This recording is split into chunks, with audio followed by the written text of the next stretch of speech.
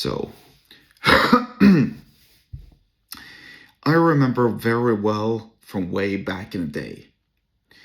And I'm gonna keep everything anonymous. I'm not gonna use names or place or times or whatever. But let's just say that I was doing something, I was working a job that I didn't really particularly like. Nobody else particularly liked that job. And people were just miserable as a whole. Occasionally, there would be these presentations. Some of these leaders and bosses and managers would do a presentation every once in a while, maybe every quarter or so, and sort of like give the employees the status quo of the company. What was good, what was bad, what could be improved, etc., etc. And pretty much every single time it was the same. It was the same every single time. It was something about how we need to get better, how we need to optimize changes faster.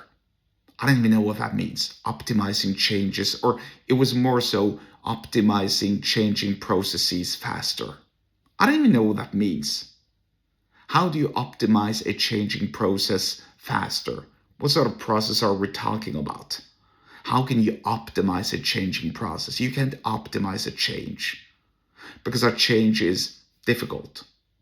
If I'm moving my chair to the other side of the office, that's a change. If I'm using a new CRM system, that's a change. If there are other KPIs that are being followed and implemented in the company, that's a change. If there's a new boss, that's a change. If I'm getting a new colleague, that's a change, etc., etc. Right?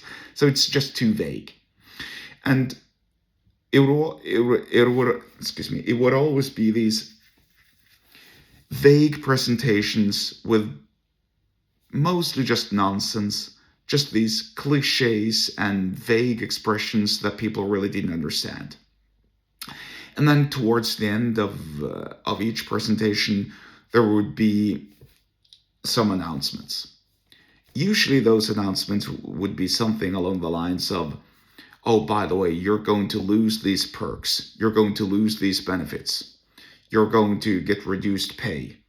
The company is doing so poorly now that we need to save money and time. So there won't be any, there won't be any fruits, or there won't be any free coffee, or whatever, just some such. Just some nonsense like that. They would always cut back on the benefits. Always.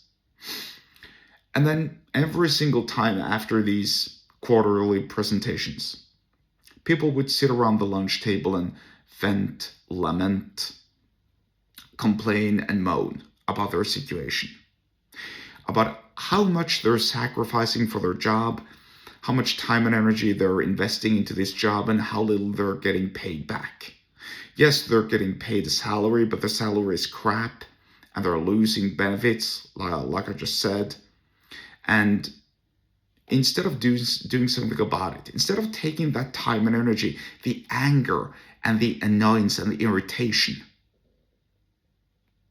of working such a job and doing something about it, like changing a job or moving somewhere else, finding a better pay, finding a better job, they just sit there and complain and vent and moan because that felt so much better.